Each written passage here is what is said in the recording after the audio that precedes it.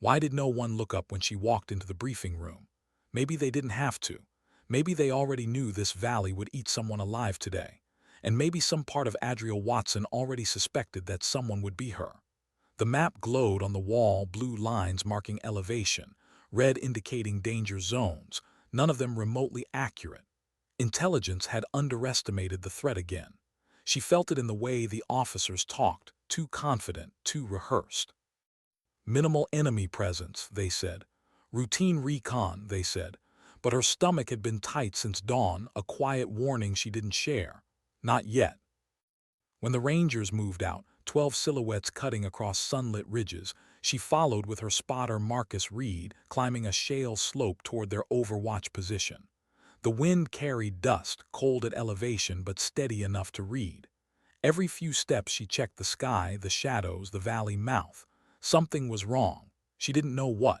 But the mountains did. Mountains always tell the truth if you know how to listen. Hours later, she was lying prone on a ridgeline, cheek pressed to her stock, her breathing slow. Reed whispered ranges, wind calls, small talk meant to pass the time, but she wasn't listening. Her eyes were locked on the valley floor below, watching the Rangers move through a dried riverbed so exposed it made her chest tight. She almost keyed her mic just to say it, to warn them, but she didn't have evidence, just instinct. And instinct wasn't enough to halt a mission. The first shot proved her right.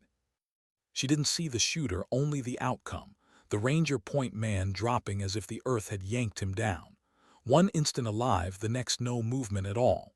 The second shot cracked a breath later, medic down. Third shot, radio operator screaming into the dirt, arm shredded. Her hand was already on the scope dial, adjusting magnification, heart pounding but steady enough for work. For the work only she could do. Reed cursed softly, there in a kill box. She didn't respond. Her eyes were scanning every ridge, every shadow, every unnatural stillness. Snipers reveal themselves only in fractions, in a shimmer of heat, a sliver of muzzle glint, a shift in camouflage.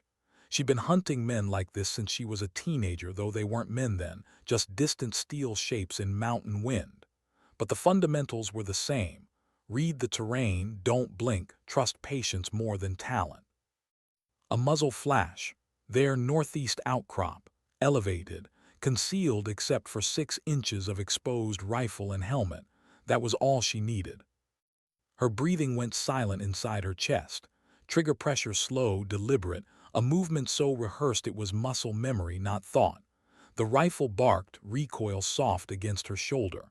Through the glass she saw the enemy sniper's head snap back. No twitch, no second chance. Reed whispered, "Sniper 1 down, 7 more." But even he sounded like he didn't believe it was possible.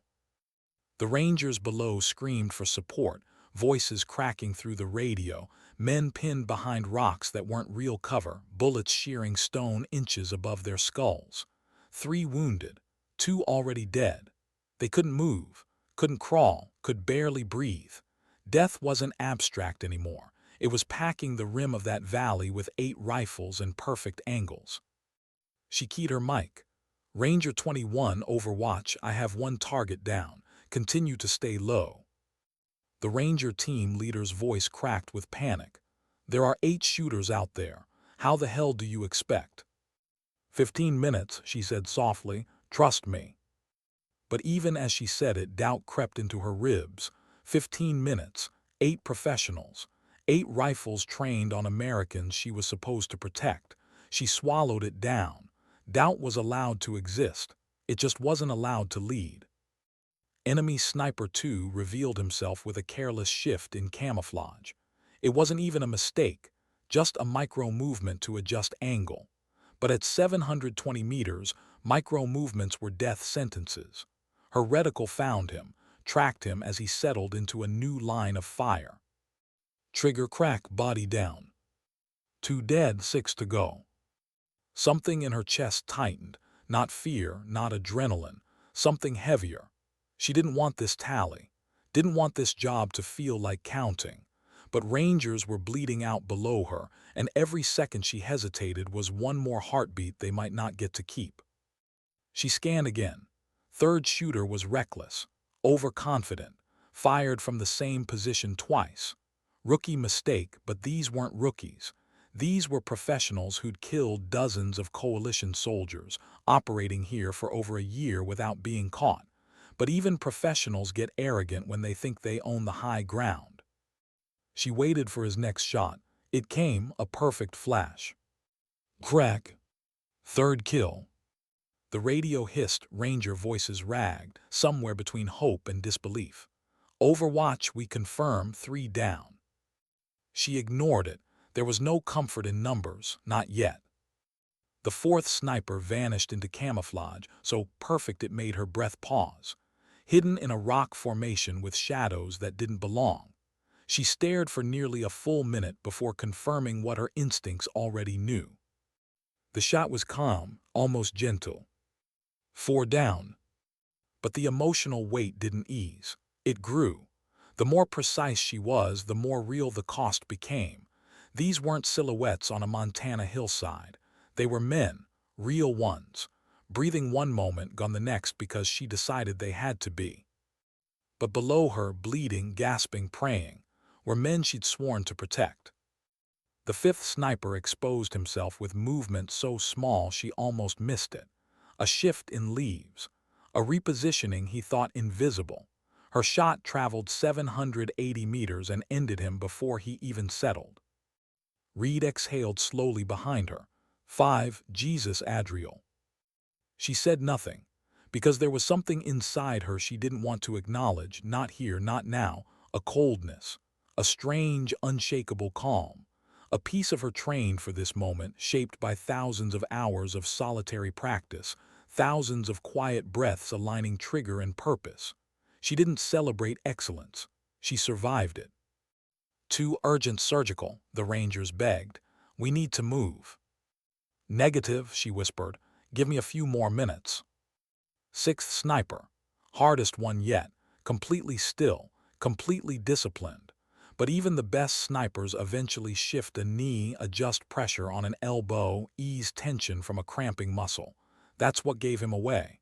Barely 2 inches of movement at 820 meters. Her longest shot. Her heaviest one. She fired, saw the body roll partially into view. Reed whispered 6. Only 2 left. The 7th ran, just broke and sprinted across open terrain in a desperate human choice.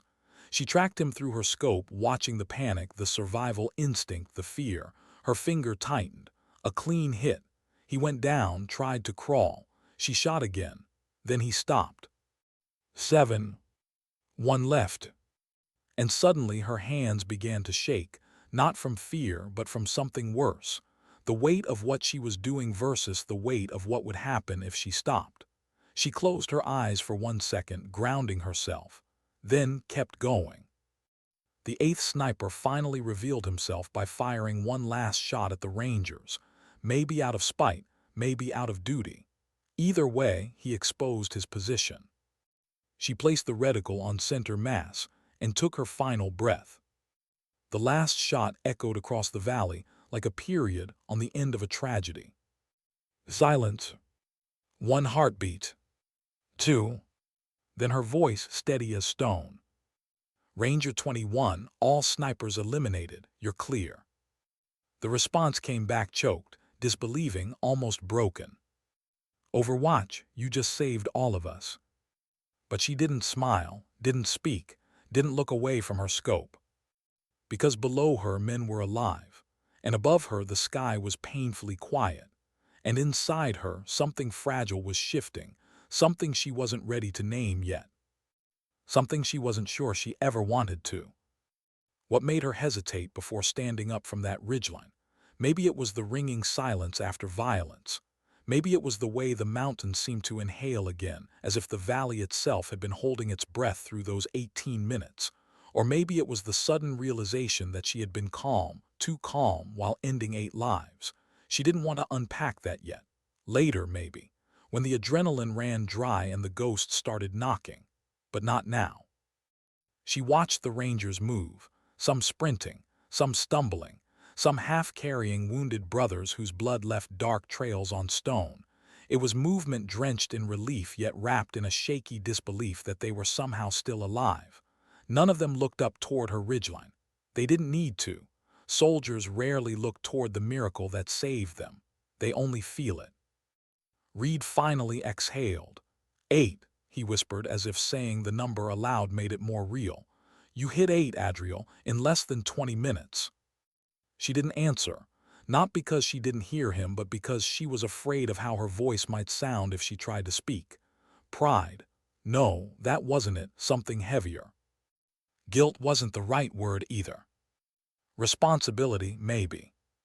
Responsibility always weighed more than bullets. When the helicopters arrived, rotors chopping the valley into ribbons of dust, the wind pushed her hair across her face, and she brushed it back with a hand that wasn't as steady as she wanted it to be. She scanned again, one last sweep. No movement, no heat signatures, no hidden threat waiting to punish the survivors. Only when she was certain did she lower her rifle. Reed stood first, stretching his back, bones popping. We should head down. Command's gonna want you in front of every officer with a pulse. She slung her weapon, feeling its weight, familiar and grounding. Gear shifted against her chest plate. The reality of the world, its heaviness, its gravity, returned as soon as she lifted her face away from the scope. Let's go, she said quietly. But as they hiked down the slope, a strange unease settled over her.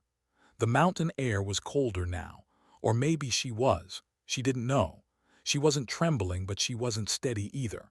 Somewhere inside her, something was unraveling thread by thread, and she didn't yet know what shape it would form.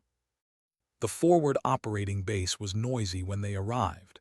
Helicopters touching down, medics shouting orders, rangers calling for IVs, for gauze, for stretchers. The wounded were rushed straight into triage. The 2 dead were carried off with quiet reverence, boots hanging limp at the ends of stretchers. And then the murmuring started. Someone whispered her name. Another repeated 8 shots. Another said impossible. Then quiet footsteps behind her. She turned to see the Ranger team leader, helmet off, face streaked with both dust and grief. The kind of face that had aged 10 years in the span of 30 minutes. He didn't salute, didn't speak at first. He just stared at her with a kind of bewildered gratitude. Staff Sergeant, he finally managed, I don't know how you did it. She swallowed, unsure whether to meet his eyes. I was in position, that's all. That's not all, his voice cracked. You saved 10 of us, my men, they'd be dead, I'd be dead. He didn't finish the sentence. Didn't need to, she felt the weight anyway. She nodded, small, controlled, measured. She didn't want any of this. Not the praise, not the awe, not the trembling reverence in their voices. Doing your job shouldn't feel heroic. It should feel necessary. Before she could respond, Reed stepped in. She doesn't miss, that's how. But that made her flinch internally, because she could miss. Everyone could miss. Composure wasn't invincibility. Talent could fail. And if it ever did, if it ever failed at the wrong moment, it wouldn't be her life that ended. It would be someone else. Command called her in before she had time to breathe. Officers crowded the briefing room, notebooks, laptops, tablets glowing. A large tactical map displayed the valley with 8 red markers scattered across ridges and rock formations. Staff Sergeant Watson, the battalion commander, began. Walk us through what happened out there. She felt a dozen eyes press against her skin. She stood straighter, clasped her hands behind her back to hide how tightly her fingers were digging into each other. The Rangers entered the valley at 9:30, she began. Initial movement looked clean, no visible threats, no heat signatures from the ridgeline. At 9:58, the enemy initiated an ambush with coordinated sniper fire. I identified the first shooter by muzzle flash and engaged immediately. Your first confirmed kill was at 750 meters, the S2 officer asked. Yes, sir. And the farthest was 820. Yes, sir. And you did this with 0 missed rounds. A pause, not dramatic, just honest. Yes, sir. Reed stood to the side, arms crossed, nodding silently like he'd seen this story play out 1,000 times in his head. The commander tapped a marker on the display. These 8 shooters weren't amateurs. Intel suggests they were part of a cell responsible for over 40 coalition casualties, some of the best-trained insurgent marksmen in the province. Yes, sir, she said quietly. Their positions were well prepared. That's an understatement, the intel officer muttered. Each hide site had elevation, concealment, overlapping fields of fire, and pre-ranged kill zones. For them to be wiped out in one engagement, it's unprecedented. Officers looked at her like she was something else, something other than human. A weapon, a myth, a rumor given form. She hated that feeling. The commander set down his pen. Staff Sergeant Watson, what you did saved lives, many lives, and it's going to be studied, documented, and remembered for a long time. She nodded but didn't smile, couldn't smile. Because while they discussed tactics, angles, wind calls, and firing solutions, her mind wasn't in the room. It was back on that ridge, hearing the echo of her own rifle, seeing bodies drop through glass, feeling the cold clarity that had taken over, and wondering, dangerously, whether some part of her had slipped too easily into that role. After the briefing, as the room emptied, the commander stopped her. "Walk with me." They stepped outside into the cooler air. Helicopters thumped in the distance. The sun dipped lower behind jagged mountains. "You did exceptional work today," he said, "but exceptional work comes with a cost." "I know, sir." "You won't feel it right away. Sometimes it hits weeks later, sometimes months, sometimes not until the next firefight, but it comes." His voice softened. "You don't have to carry it alone." She appreciated the sentiment, but she didn't trust it. The military was full of people who said, "I'm here if you need to talk," without really meaning it. She had Reed. Maybe. But even that wasn't the kind of talking she needed. "Understood, sir." He studied her face for a moment, maybe searching for signs of strain. She kept her expression still, composed, unreadable. "Get some rest," he said finally. But she didn't sleep that night. She lay in her bunk staring at the metal ceiling, hearing echoes of shots only she had fired, seeing flashes of lives she had ended, replaying every moment in brutal detail. And somewhere among those memories, she felt something she didn't want to admit. Fear. Not of dying, but of what she was capable of when she stopped feeling anything at all. That scared her more than the enemy ever could. Why did the morning feel heavier than the night? Maybe because silence always hits harder after violence. She woke before dawn, the base still asleep, generator hums low, the desert air so cold it felt like it could splinter against her skin. She pulled on her uniform slowly, methodically, the way you do when you're trying not to think. But thoughts came anyway. 8 shots.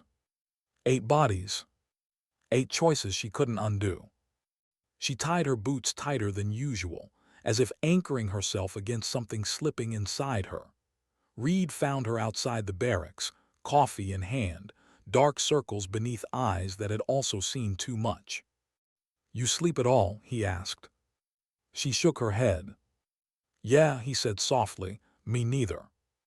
They walked to the range together, unspoken understanding in their footsteps.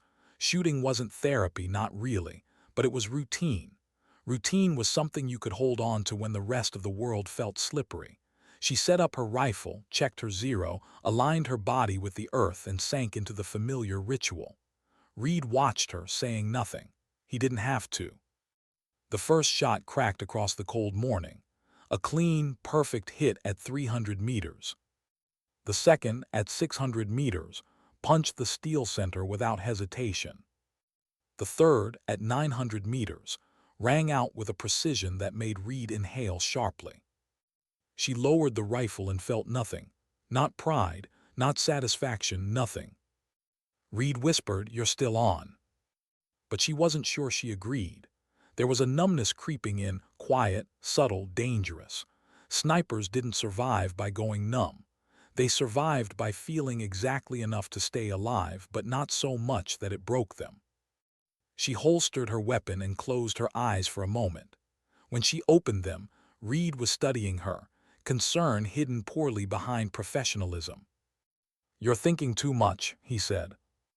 "I'm thinking the right amount," she replied. But she wasn't sure of that either. Later that morning, she was summoned to the Tactical Operations Center. Maps covered the walls, radios crackled with distant voices, and officers crowded around planning boards. The air smelled like stress and stale coffee. The Ranger Company commander, Captain Morrison, waved her over. "We're adjusting mission planning based on yesterday's engagement," he said. "Everyone saw what you did. We'd be stupid not to factor you into future ops." She stiffened slightly. Praise still felt like a spotlight she didn't want. Morrison had a way of looking at people that made them feel seen, really seen. Not as weapons, not as tools, as humans. That made it harder to hide. "We have another reconnaissance mission in 48 hours, he continued. "High-value target, similar terrain. If things go sideways out there, I want you above them." She nodded. "Whatever the team needs." "That's what everyone keeps saying," he replied. "That's why they trust you." Trust, a word that always landed heavier than it sounded. Trust meant weight, expectation, pressure, a fragile line you had to walk without slipping. After the briefing, she stepped outside into sunlight so bright it made her squint. The world was too normal for a place that had become so heavy inside her. Then she saw him, one of the Rangers she'd saved, limping toward her with his arm in a sling. "Staff Sergeant Torres." He paused when he reached her, eyes searching hers for something. Gratitude, fear, confusion, she couldn't quite tell. "Do you have a minute?" he asked. She nodded, even though she didn't want to talk. He took a breath, steadying himself. "I need you to know something," Torres said. "In that valley, I thought I was dead. I accepted it. I made peace in those first minutes. And then we heard the radio. Heard that one shooter was taking them out one by one." She didn't interrupt. She barely breathed. "We didn't believe it at first," he said. "We thought it was some mistake or desperation.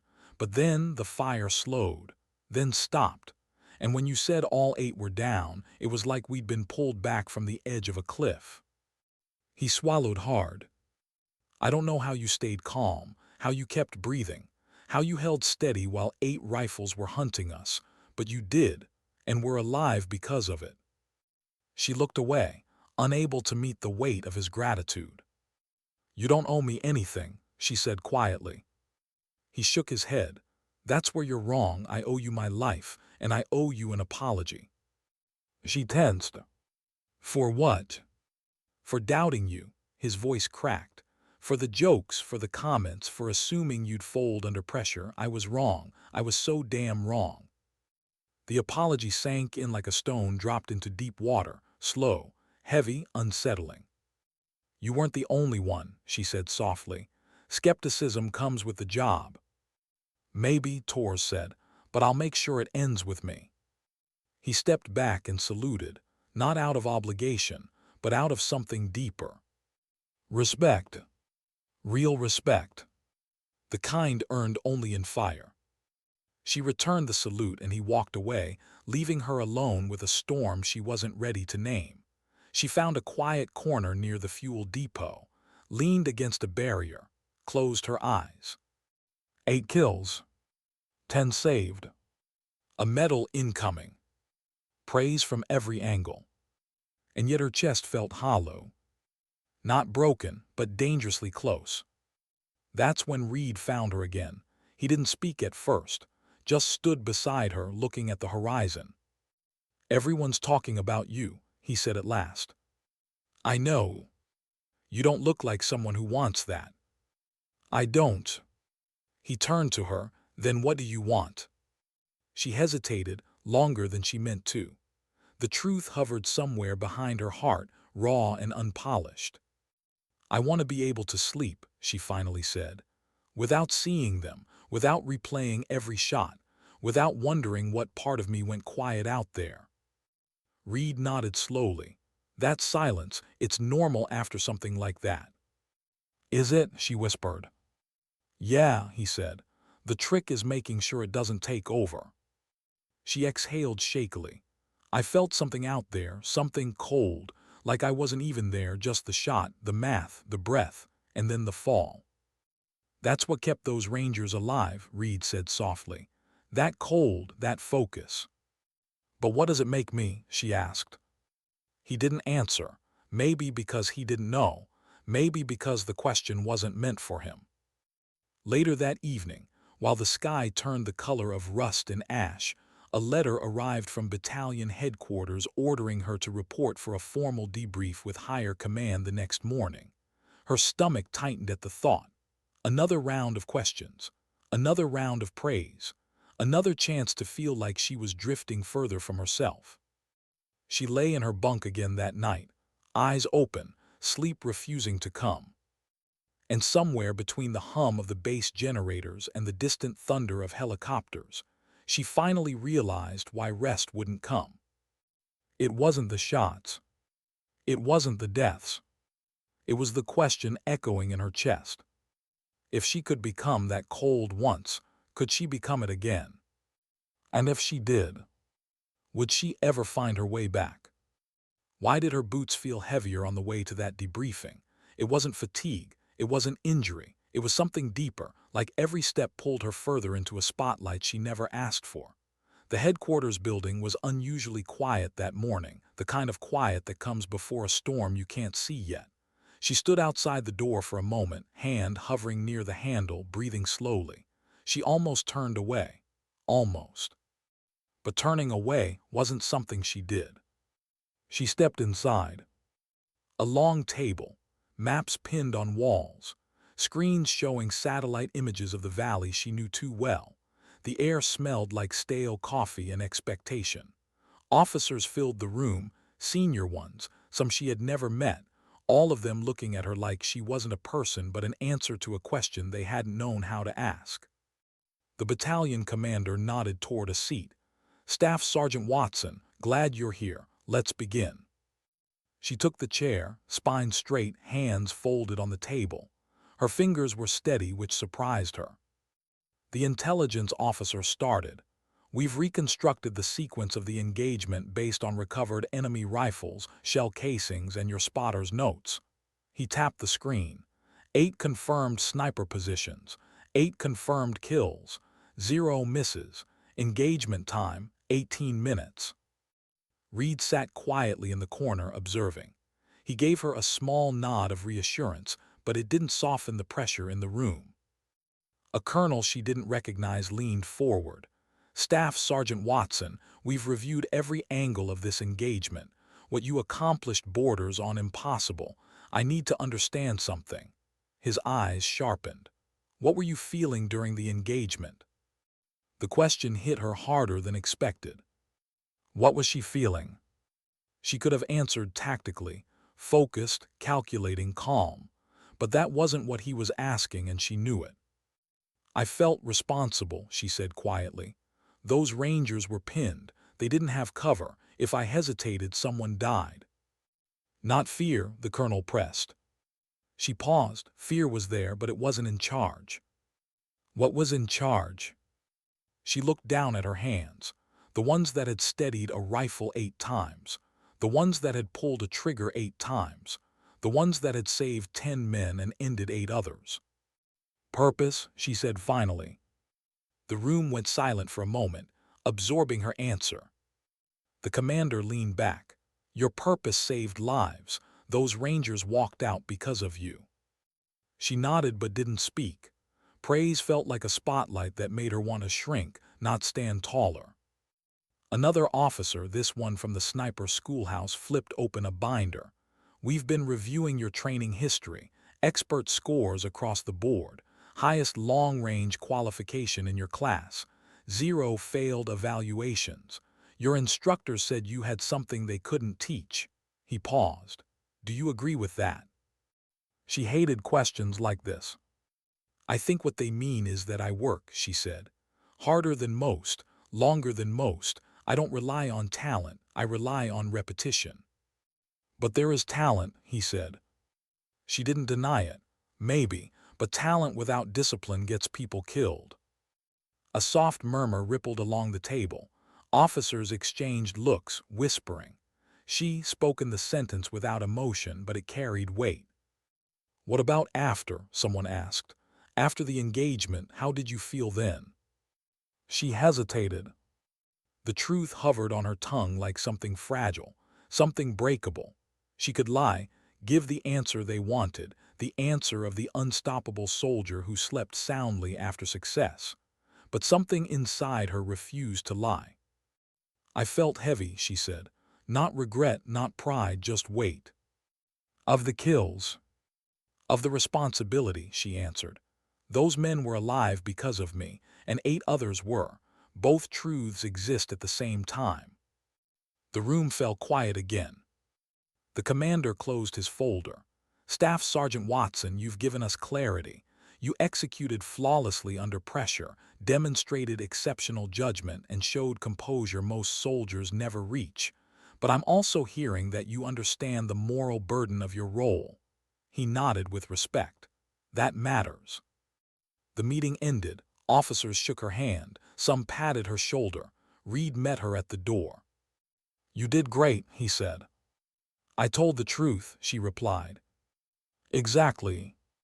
They stepped outside into warm sunlight, but the brightness didn't reach the darker corners of her thoughts. She walked back toward the barracks, gear slung over her shoulder, the world around her bustling with movement. Soldiers loading trucks, medics running drills, helicopters spinning up in the distance. The world kept moving, but she was stuck in something she couldn't quite name. She went to the gym, hopping movement might shake something loose. The hitting of the punching bag echoed through the room. Thud, thud, thud, each strike precise, controlled, like she fought the air with the same cold accuracy she'd used on the ridge. Hey! She pivoted, breath catching. Staff Sergeant Torres stood by the doorway, arm still in a sling, face softer now that survival had replaced fear. Didn't mean to interrupt, he said. You're not, she replied, stepping back from the bag. He approached slowly. I wanted to thank you again. I know I've said it, but I don't think you understand what you did. Men are writing letters home because of you. She swallowed, unsure how to respond. And he shifted awkwardly. I know this isn't how soldiers talk, but you saved us with more than skill. It was the way you spoke, the way you sounded, calm, like you already saw the ending and weren't afraid of it. She looked down at the floor. His words dug deeper than he intended. Can I ask you something? He said. She nodded. When you were taking those shots, was it hard, choosing who lives and who dies? Her breath caught. She wanted to tell him the truth. That she didn't think of it as choosing. That she didn't think at all. That she slipped into a place where there were no emotions, just variables. That the coldness she felt scared her more than any bullet ever had. But she couldn't give him that, not when he was still patching himself back together. So she said the only thing that fit. I didn't choose who died, she whispered. I chose who lived. Torres inhaled, slow and deep. Then I hope you're with us on every mission from now on. He left her with those words and walked away, leaving her alone with the punching bag and the hollow ache in her chest. That night she lay awake again. The base generators hummed. The desert wind rattled thin metal walls. A distant helicopter took off, fading into the dark. She rolled onto her side and stared at her rifle, leaning against the wall. Her hands twitched. Not from fear. Not from guilt. From something else. Something sharper, something she didn't want to examine too closely. She finally whispered the confession she hadn't told anyone. I didn't feel anything. The truth hung in the darkness like a verdict. Not pride. Not guilt. Not anger. Just nothing. And that nothing was the scariest part of all. Because if the cold came back, If the numbness returned during the next fight, she wasn't sure whether it would save her or destroy her. Why did the world feel too loud the next day? Trucks rattling over gravel, boots hitting pavement, helicopter rotors chopping air. Nothing new, but somehow everything felt amplified, like every sound was scraping against the inside of her skull. She walked across the base with her rifle slung low, the sun barely rising over the jagged Afghan mountains. Reed walked beside her in silence, sensing something in her, something unsteady, something she didn't want to name. They were scheduled to join the Rangers on a recon movement that afternoon. Nothing major, nothing expected to turn kinetic. That's what they always said. Nothing major, minimal threat. She was tired of those words, tired of pretending they meant anything. As she approached the operations tent, she sensed the shift in atmosphere before she stepped inside. Rangers gathered in a loose huddle. Some looked up at her. Some whispered. Some straightened like a legend had just walked in. She hated that. She wasn't a legend. She wasn't even sure she was whole. Captain Morrison motioned her over. "Watson, good. We're reviewing the route." She nodded and joined the table. Maps laid out. Satellite images. Enemy activity grids. Her eyes scanned them, but her mind drifted. The valley they'd barely survived sat in the back of her head like a shadow that refused to leave. "You good?" Morrison asked quietly, noticing the distance in her eyes. "I'm ready," she said. It was true and not true. She could do the job, she always could. But readiness and peace were not the same thing. The Rangers geared up. She checked her rifle again, fingers tracing the cold metal like it was a question she didn't know how to answer. Reed nudged her gently. "You're drifting," he whispered. "I'm here," she murmured back. "For now." She didn't respond. He wasn't wrong. The patrol moved into the mountains by midday. Dry heat radiated off stone. The smell of dust and sunburnt earth clung to their uniforms. Every footstep echoed. Every ridge felt like a place where history could repeat itself. She took the high path with Reed, ascending, watching, listening, sniper eyes scanning every fold of terrain for lies. After an hour of movement, Torres fell back to walk beside her. He wasn't complaining, wasn't joking, just present. "Just so you know," he said quietly, "every guy down there feels safer with you on the ridge." "Safety is an illusion," she replied before she could catch herself. He frowned. "You don't believe that." "I believe safety depends on 100 things going right," she said, "and it only takes one thing going wrong to erase all of it." He was quiet for a moment. "Is that how it felt, on the ridge, like everything could collapse if you slipped for even a second?" Her throat tightened. "Yes." "Then why didn't you slip?" he asked softly. She hesitated. How could she tell him the truth? That she didn't feel heroic, that she didn't even feel brave, that she'd become something cold and efficient, something that scared her in ways bullets never had. "I didn't have a choice," she said. "There wasn't time to slip." He nodded, accepting it, maybe believing it. She wasn't sure she did. They continued up the ridge, observing, listening. The wind shifted. A cold breeze brushed her cheek, carrying the scent of stone and something else. Memory. The plateau leveled. The Rangers below spread into a perimeter to gather intel from a suspected abandoned outpost. Reed unfolded his tripod. She kneeled beside him, rifle steady, body aligned, eyes scanning. It was quiet, too quiet. Reed leaned in, something off. She didn't answer. She was already looking deeper, reading shadows, analyzing angles, searching for rumors in the ruins below. Her pulse quickened, her breathing slowed, her focus tightened. Then she saw him. Far off, high on the opposite ridgeline. Just a silhouette. Just a shimmer of glass. Just enough to know. "Movement," she whispered. "Ridge 2 o'clock, possible optics." Reed swung his spotting scope. "Jesus, yeah, I see it. They're watching us." Her heart didn't race, didn't panic, it slowed, like a gear clicking into place. Old instincts. Cold instincts. the one she feared. She steadied her rifle and dialed magnification. "Distance," she murmured. 850, Reed said. "Wind 2 knots left to right, he's in good cover." "Not good enough." She found the silhouette through the scope, a figure prone behind a cluster of rocks, staying low, watching the Rangers, probably thinking they weren't seen. He was wrong. "Ranger element," she whispered into her mic. "You have possible overwatch on the eastern ridge. Stay low, don't expose." "Roger, overwatch." She exhaled, one long breath, one final calibration of her mind. But then something unexpected happened. Her finger froze. Not out of doubt. Out of recognition.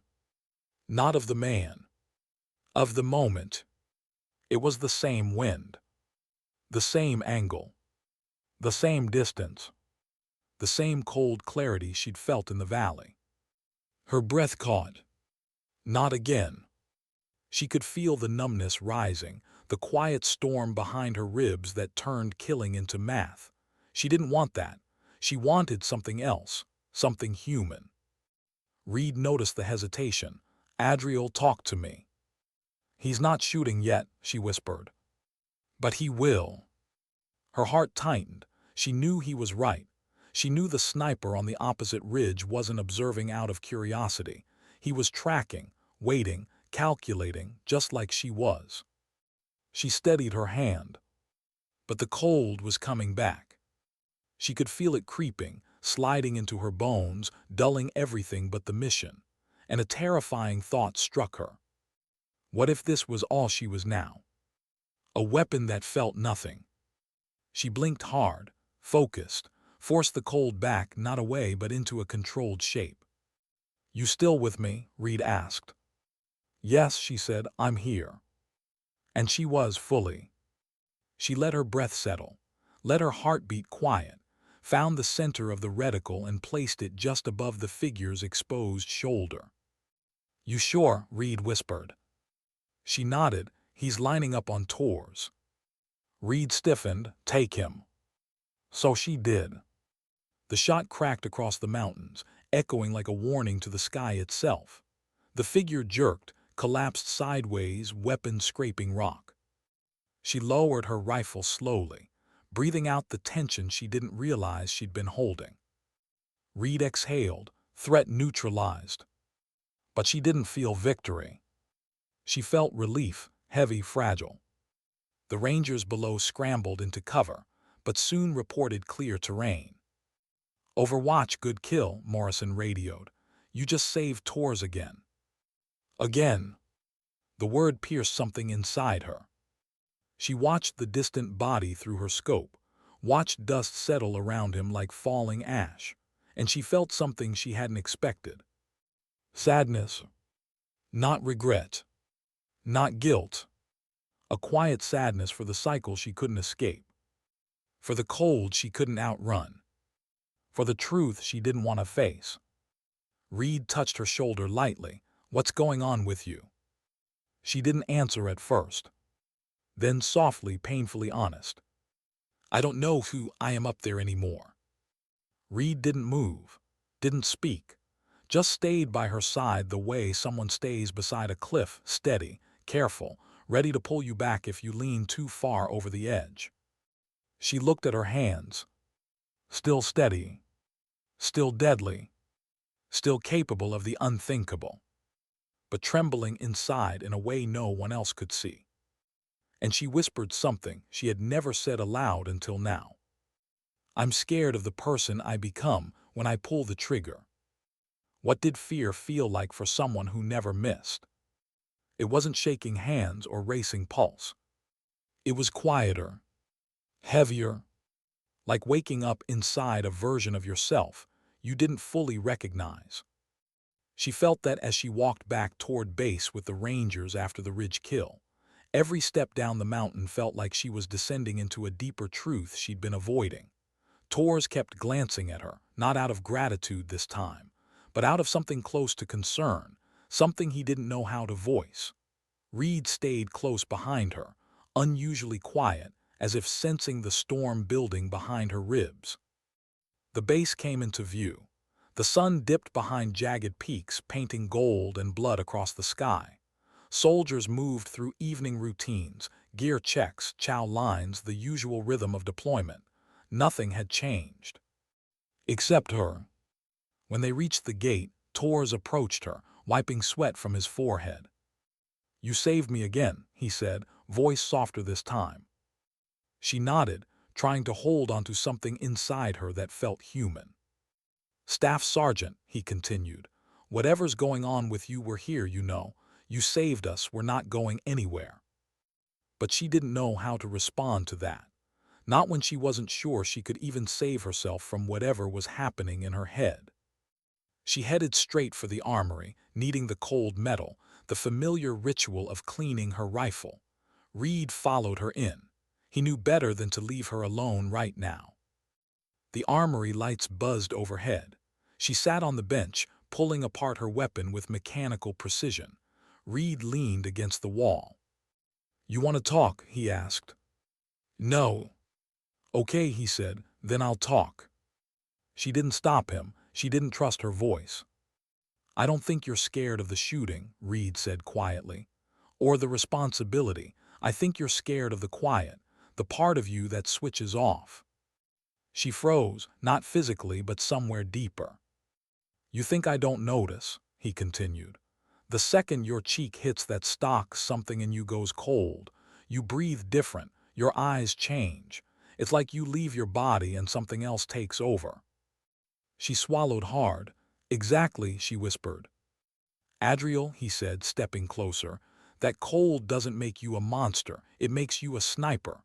A good one, a damn necessary one." "But what if I can't come back from it?" she finally said. "What if one day I pull the trigger and there's nothing left of me except the part that kills?" Reed didn't answer right away.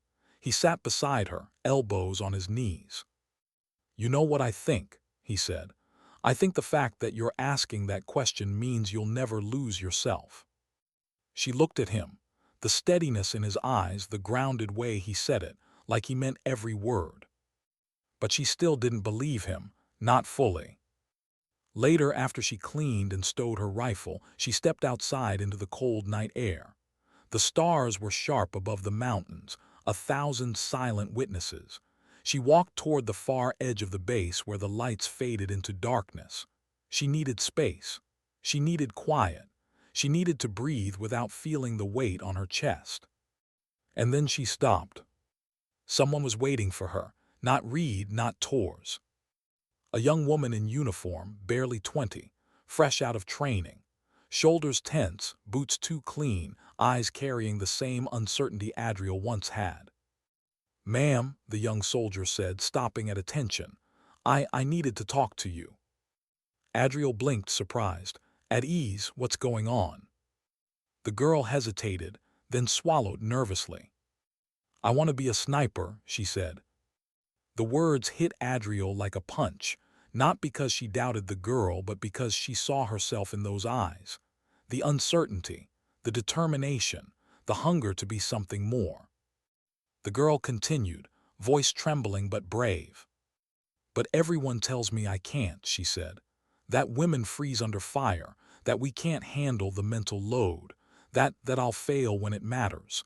Did you ever feel that way? Did you ever doubt?" The question cut straight through her defenses. She looked away toward the mountains, the same mountains that had shaped her, tested her, taken parts of her she hadn't known she could lose. Every doubt she'd buried rose up. Every fear she'd tried to outrun stood beside her like an old shadow. And for the first time since the valley, she didn't hide from it.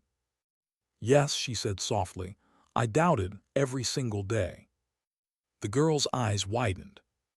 "But that doubt didn't make me weak," Adriel continued. "It made me train harder, made me prepare longer, made me ready when others were." "But how did you handle it, when you had to actually shoot?" Adriel closed her eyes briefly. She could have lied, could have said she stayed brave, stayed calm, stayed unbroken. But this girl didn't need a myth, she needed truth. "The first time I killed," Adriel whispered, I felt nothing. The girl froze. Not pride, not guilt, just cold. Adriel's voice cracked. That scared me more than the bullets ever did. Then how did you keep going? The girl asked. She turned to her, meeting her eyes, grounding herself in honesty. Because the men I was protecting mattered more than the fear I had about myself, Adriel said. Because people were counting on me. And because sometimes the world needs someone who doesn't break in the moment, even if they break after. A tear slipped down the girl's cheek, not of sadness but of understanding. Ma'am, I don't want to be cold, she said. You won't be, Adriel replied gently. Coldness isn't who we are, it's what we use, a tool, a shield, something we borrow so others don't die. The girl took a shaky breath. Do you think I could do it? Could I become someone like you? Adriel stepped closer, placing a hand on her shoulder, firm, steady, human. You shouldn't want to be me, she said softly. You should want to be someone who stands when others fall, someone who steps forward when others step back. And if that path leads you to a sniper rifle, then yes, you can do it, but don't chase the legend. She paused. Chase the purpose. The girl nodded, tears wiped quickly, posture straighter now. Hope flickered in her eyes like a small flame. And for the first time since the valley, Adriel felt something warm inside her chest. Maybe she wasn't lost. Maybe she was still here. Footsteps approached from behind. She turned to see Tors and Reed walking up, both quiet, both watching her with a kind of understanding she didn't know she'd earned. Tors spoke first. We got orders. The battalion commander wants you at a ceremony tomorrow. She tensed. For what? Reed answered, for the Silver Star. Silence hung between them. Not pride. Not shock. Something deeper. The girl beside her whispered, You deserve it, ma'am. Adriel looked at the mountains, the starlight tracing their edges like a promise she never expected. Deserve. She didn't know about that. But she knew one thing. She hadn't done it for medals, or applause, or legacy. She'd done it because Rangers were dying, and because she could stop it. The next day she stood in full dress uniform as her commander pinned the Silver Star to her chest. Her father cried. Her mother sobbed. Rangers stood in formation, heads held high. The young soldier she'd spoken to watched from the crowd. When the citation ended, applause filled the room. She didn't smile, she didn't cry, she just breathed. Later, standing alone outside, she finally allowed herself to whisper the truth she had carried since the valley. I'm not proud of what I did. A pause, a breath, a quiet settling of the soul. But I'm proud of why I did it. The mountains didn't answer. They didn't need to. Some truths speak only in silence. Some burdens you carry because someone must. And some acts, no matter how heavy, do not need words or medals or recognition. Sometimes dignity doesn't speak. It simply acts.